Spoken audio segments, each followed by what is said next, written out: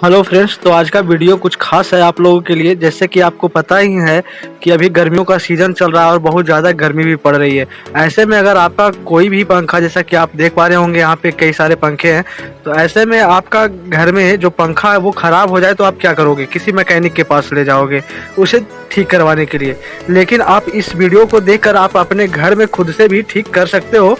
अगर आप वीडियो को पूरा देखते हो तो आपको मैकेनिक के पास ले जाना नहीं पड़ेगा किसी भी पंखे को, और ना ही आप लोगों को कोई एक्स्ट्रा खर्चा करना पड़ सकता है, क्योंकि आप ये वीडियो देखने के बाद आप खुद अपने घर में पंखे को बना सकते हो। जैसा कि ये सीलिंग फैन है, और ये सीलिंग फैन जो है जो चलते चलते ऑटोमेटिक बंद हो गया। तो बंद हो गया तो इसमें क्या प्रॉब्लम आया है, चलिए उसको चेक करते हैं। जैसा कि हमारे पास एक मल्टीमीटर है, तो मल्टीमीटर के जरिए हम इसे चेक करते हैं। तो मल्टीमीटर को कंटिन्यूटी मोड पे सेट करके कुछ इस प्रकार से हम इसे चेक कर रहे हैं, तो उसमें कोई एक्टिविटी नहीं हो रही है। जैसे कि हमारे पास दूसरे भी बाइंडिंग है, पंखे का कॉइल है, उसे हम चेक कर पा रहे हैं। तो यहाँ पर देख रहे हैं कि डिस्प्ले पे कुछ मान शो हो रहा है, कुछ ओम्स शो हो रहे हैं। तो यहाँ पे ये जो बाइंडिंग किया हुआ है वो सही है, लेकिन इसका जो कॉइल है शायद वो सही नहीं है, इसीलिए इसका कोई मान नहीं आ रहा है। तो जैसा कि आपके पास अगर मल्टीमीटर नहीं होगा तो आप सीरीज बोर्ड के माध्यम से भी चेक कर सकते हैं। अगर आपको सीरीज बोर्ड बनाना नहीं आता है तो आप कमेंट बॉक्स में कमेंट करेंगे, हम आपके लिए उसका भी वीडियो बना देंगे कि सीरीज बोर्ड कैसे बनाया जाता है। जैसा कि आपने देख पाया कि सीरीज बोर्ड के माध्यम से इसे हम चेक किए तो भी ये कोई एक्टिविटी यहाँ पे नहीं हुआ। ये पंखे के कॉइल में या फिर वायर में कहीं भी फॉल्ट है। तो इसे हम ओपन कर लेते हैं। ओपन करने के बाद हम ये देखिए बहुत आसानी तरीके से ये खुल चुका है।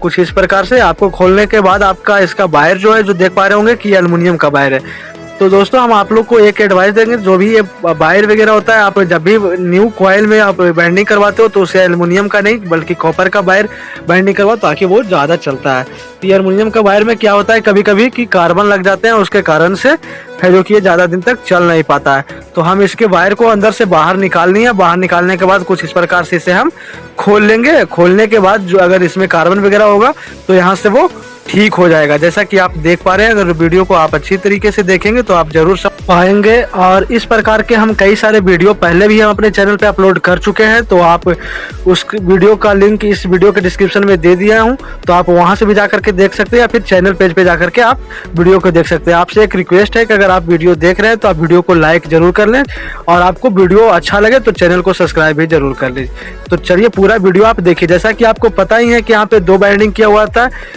तो दो बाइंडिंग में एक स्टार्टिंग पॉइंट होता है, एक एंडिंग पॉइंट होता है। तो 4 बार टोटल कुल मिलाकर के होता है। तो ये स्टार्टिंग पॉइंट और एंडिंग पॉइंट में हम अगर इसे टच करते हैं तो हमारा जो सीरीज बोर्ड का जो बल्ब है वो उसे जलना चाहिए। तो जैसा कि आप देख रहे हैं कि हम ये रनिंग पॉइंट का जो कॉइल है उसे चेक कर रहे हैं, अंदर वाला कॉइल चेक कर रहे हैं तो वो ठीक है, लेकिन स्टार्टिंग पॉइंट वाला जो कॉइल है उसे हम चेक कर रहे हैं तो वो ठीक नहीं है, वो कहीं ना कहीं फॉल्ट है। तो वो कहाँ फॉल्ट है ये हम पहले देखेंगे। तो जैसा कि आप देख पा रहे हो कि इस प्रकार से कुछ बाइंडिंग किया हुआ रहता है, तो एक कॉइल एक घर से दूसरे घर में जिस बाइंडिंग किया हुआ रहता है, तो इस प्रकार से अगर आपको कहीं फॉल्ट दिखता है, इसमें कहीं आपको वायर कटा हुआ दिखता है, तो आप उसे सोल्डिंग करके आप उसे जोड़ करके यूज कर सकते हैं। अगर आपको इसमें दिखाई नहीं पड़ता है कहीं भी, तो आप जैसा कि देख पा रहे हैं कि ये एक घर के जो कॉइल है, यहाँ पे हम इसे थोड़ा ब्लेड पत्ती के माध्यम से इसे हम उसका कार्बन जो होता है उसे छुड़ा लेंगे, और छुड़ाने के बाद हम वहाँ से उसे चेक कर लेंगे। इस पंखे का बॉडी करंट भी थोड़ा टेस्ट कर लेंगे कि कहीं बॉडी में तो करंट वगैरह नहीं आ रहा है, तो नहीं आ रहा है। तो जैसा कि हम देख पा रहे हैं कि स्टार्टिंग पॉइंट जो यहाँ पर था उसे हम ब्लेड के माध्यम से उसे छील करके हमने चेक कर ले, तो वहाँ पर तक के से करंट आ रहा है। तो आ रहा है, तो जैसा कि आप देख पा रहे होंगे कि इस प्रकार से कुछ हमने इसे पत्ती के माध्यम से थोड़ा वहाँ पे हम कट किए थे, तो वहाँ पे हम इस तार को, इस वायर को जोड़ देंगे, कुछ इस प्रकार से जोड़ देंगे। और जोड़ने के बाद उसमें हम सोल्डिंग कर देंगे, ताकि यहाँ से करंट हमारा जो है वो स्पार्क ना हो। तो करंट स्पार्क होगा तो आपका बॉडी में भी करंट आ सकता है और शॉर्ट लगने की चांसेस रहेगा। तो आपका ये प्रॉब्लम अगर जो है कि आपका पंखा चलते चलते बंद हो चुका है और आपका कॉइल ठीक है, आप कुछ इस प्रकार से आप अपने पंखे को ठीक कर सकते हो। तो इस प्रकार से हम तार जोड़ने के बाद वहाँ पे इस प्रकार से सोल्डिंग कर देंगे, या सोल्डिंग करने के बाद उसे हम एक सूता, एक धागा से उसे बांध देंगे। चाहे तो आप वहाँ पे टेप भी लगा सकते हो, टेप का भी प्रयोग कर सकते हो वहाँ पे, या फिर जम्पर के लिए एक जो कवर आता है आप उसका भी प्रयोग कर सकते हो। तो हम उसे वहाँ पे बांध दिए, और बांधने के बाद हम ये जो स्टार्टिंग पॉइंट का जो कॉइल था जहां से हम टेस्ट कर रहे थे सीरीज बोर्ड से, हम वहीं पे इसे लगा देंगे, उसे जम्पर कर देंगे। तो जैसा कि आप देख पा रहे हैं कि अब जब हम अब स्टार्टिंग पॉइंट और एंडिंग पॉइंट से हम टच कर रहे हैं तो ये बिल्कुल सही है और हमारा कॉइल जो है वो वर्क कर रहा है, ये पूरी तरह से ओके हो चुका है। तो अब हम इसमें क्या करेंगे कि इस प्रकार से इसमें हम दूसरा केबल, नया केबल, आप अच्छी क्वालिटी का केबल प्रयोग कर सकते हो। तो आप इस प्रकार से इसे डाल दीजिएगा। डालने के बाद हम सबसे पहले यहाँ पे इस कॉइल को हम एक सूते के माध्यम से, एक धागे के माध्यम से बांध लेंगे। तो धागा को हम कॉइल के अंदर किस प्रकार से हम अंदर मतलब डालकर बाहर निकालेंगे, तो उसके लिए हम एक तार का प्रयोग करेंगे। तार को कुछ इस प्रकार से सूते से लपेट लेंगे और लपेटने के बाद कॉइल के बीचों बीच से हम इस प्रकार से इसे हम बाहर निकाल लेंगे और बाहर निकाल करके सूते को हम कुछ इस प्रकार से बांध देंगे। ये बांध देने से क्या होगा कि हमारा जो कॉइल है जो एक जगह बना हुआ रहेगा पंखे के अंदर और ये इधर उधर नहीं होगा। ऐसे भी ये कोई दिक्कत नहीं है, ये सूता से बंधा हुआ नहीं भी होता तो कोई दिक्कत नहीं था। कुछ इस प्रकार से, जिस प्रकार से हम आगे बांधे उसी प्रकार से पीछे भी इसे बांध लेंगे। और बांधने के बाद हम इस में जैसा कि 2 वायर पहले से इंसर्ट किए थे तो हम तीसरे वायर को भी यहाँ पे कुछ इस प्रकार से डाल लेंगे। और डालने के बाद इस जो एक्स्ट्रा वायर से हम अंदर किए थे, क्योंकि ये लूज वायर थोड़ा है और जिस वायर से हम इंसर्ट किए मतलब तार को अंदर डाले वो थोड़ा हार्ड वायर था, तो कुछ इस प्रकार से इसमें डालने के बाद इसे 3 कनेक्शन हम बाहर निकालेंगे। जैसा कि यहाँ पे देख पा रहे हैं कि पहले से यह 4 कनेक्शन होता है, तो 4 कनेक्शन में से एक अंदर का कॉइल जो होता है और एक बाहर का कॉइल जो होता है, ये दोनों कॉइल को हम एक में जम्फर कर देंगे। जहाँ से स्टार्टिंग होता है कॉइल हमारा कनेक्शन होना, तो इसे हम एक, तो यहाँ पे मैं फिर से रिपीट कर रहा हूँ कि जो ये अंदर की कॉइल है एक और एक बाहर का कनेक्शन है, ये दोनों वायर को एक एक तार से हम जोड़ देंगे कुछ इस प्रकार से, जैसा कि आप वीडियो में देख पा रहे हो। इसके बाद ये कवर को भी ये तार में पहले से डाल देंगे ताकि यहाँ पे जम्फर करने के बाद यहाँ पे आप चाहो तो सोल्डिंग कर सकते हो। हम इससे सोल्डिंग नहीं करेंगे, ये ठीक है ऐसे ही, मतलब बढ़िया से इस प्रकार से हम इसे टाइट कर दिए हैं। और इस कवर को फिर हम इसे नीचे कर देंगे ताकि ये हमारा बॉडी में टच ना हो और हमारा बॉडी में करंट ना आ पाए। कुछ इस प्रकार से फिट करने के बाद आप इसी प्रकार से, जैसा कि एक ब्लैक वायर है और एक ग्रीन वायर है, मतलब एक काला और एक हरा वायर जो भी है, उसे 2 कनेक्शन बच रहा है, उसे दोनों में एक एक वायर को कुछ इस प्रकार से अच्छी तरीके से जोड़ देना है। और जोड़ने के बाद अगर आपके पास सोल्डिंग मशीन है तो उससे आप इसे सोल्डिंग भी कर सकते हो। अगर आपके पास सोल्डिंग मशीन नहीं है तो आप इसे खूब अच्छी तरीके से जोड़ करके और इस कवर को आप नीचे की ओर कर सकते हो। अगर आपके पास ये कवर भी नहीं है तो आप यहाँ पे चाहो तो टेप का प्रयोग कर सकते हो अपने घर में, कोई दिक्कत नहीं है, वो भी चलेगा। तो आप इस प्रकार से अपने घर में अपना खुद का पंखा खुद बना सकते हो, खुद रिपेयर कर सकते हो। मार्केट के झंझट से आप बच सकते हो। इससे ये काम करके आप एक तो टाइम बचा सकते हो और दूसरा पैसा भी बचा सकते हो, और करने से हर कुछ होता है जैसा कि आपको पता है।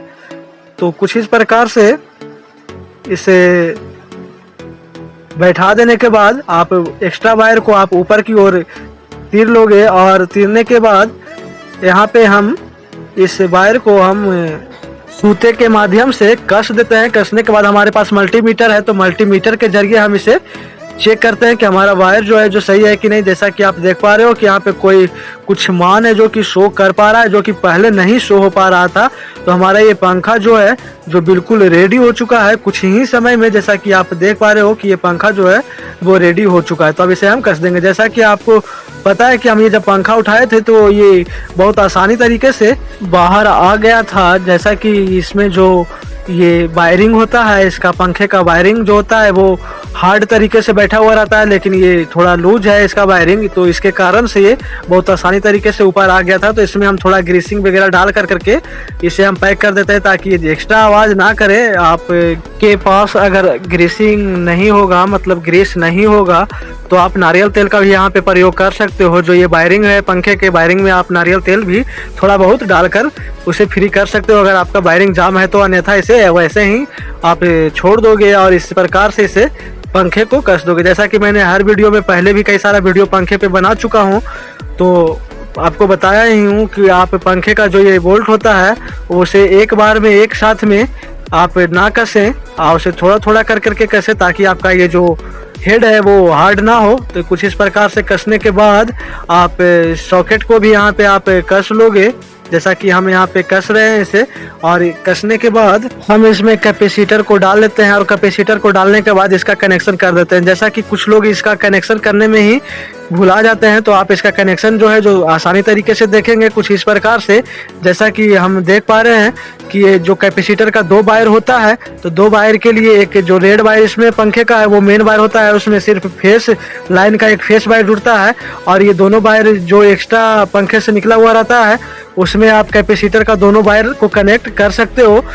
और इस प्रकार से कनेक्ट करने के बाद ये जो वायर है कैपेसिटर का, उसे आप बीच वाले में एक वायर को लगा सकते हो इस सॉकेट में, और बाकी आपका जो फेस है जो एक रेड वायर है उसे आप ऊपर रखोगे और एक को नीचे। तो यहाँ पे रेड वायर में सिर्फ हम फेस का कनेक्शन करेंगे, जैसा कि आप देख पा रहे हैं कि रेड वायर में हमने सिर्फ लाइन वाले वायर को टच किया है, और बाकी जो ग्रीन वायर है और जो ब्लैक वायर है उसमें हमने कंडेंसर का कैपेसिटर का कनेक्शन किया है। तो कैपेसिटर का कनेक्शन करने के बाद हम जो मेन फेस जो होता है, एक अर्थ होता है और एक फेस होता है, तो फेस जो है जो रेड वायर में कनेक्ट कर दिए हैं कुछ इस प्रकार से, और जो एक अर्थ होता है उसे हम ग्रीन वायर में कनेक्ट कर दिया। यहाँ पे अगर पंखा यहाँ पे उल्टा चलता है तो ग्रीन की जगह पे आप ब्लैक के सेलेक्ट कर सकते हो, तो आपका पंखा जो है जो सीधा चलने लगेगा। तो कुछ इस प्रकार से डालने के बाद हम इसे स्क्रू के माध्यम से इसे उठा लेते हैं पंखे को, और उठा कर करके हम इस सीरीज बोर्ड के माध्यम से इस पंखे को चेक कर लेते हैं कि ये घूम रहा है कि नहीं। जैसा कि आप देख पा रहे हो वीडियो में कि ये प्रॉपर तरीके से घूम रहा है और ये अच्छी तरीके से वर्क कर रहा है। तो कुछ इस प्रकार से आप अपने घर बैठे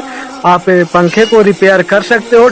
इससे क्या होगा कि आपका टाइम और पैसा दोनों बचेगा। जैसा कि आपको पता है कि आप मार्केट ले जाओगे तो मार्केट में कुछ लोग चार्ज तो करेंगे ही, तो आपका पैसा यहाँ पे बचेगा। आपको मार्केट से ले जाओगे तो टाइम भी लगेगा, तो आपका यहाँ पे टाइम भी बचेगा। तो आप कुछ सावधानी को बरतते हुए आप चाहो तो इस चीज़ को अपने घर पे प्रयोग करके आप खुद से ये काम कर सकते हो। आपका टाइम और पैसा दोनों बचेगा यहाँ पे। तो आपको मेरा वीडियो अच्छा लगा हो तो आप वीडियो को लाइक जरूर कर दीजिएगा, चैनल को सब्सक्राइब करना नहीं भूलिएगा, और मिलते हैं इसी तरह के अगले वीडियो में। तब तक के लिए जय हिंद।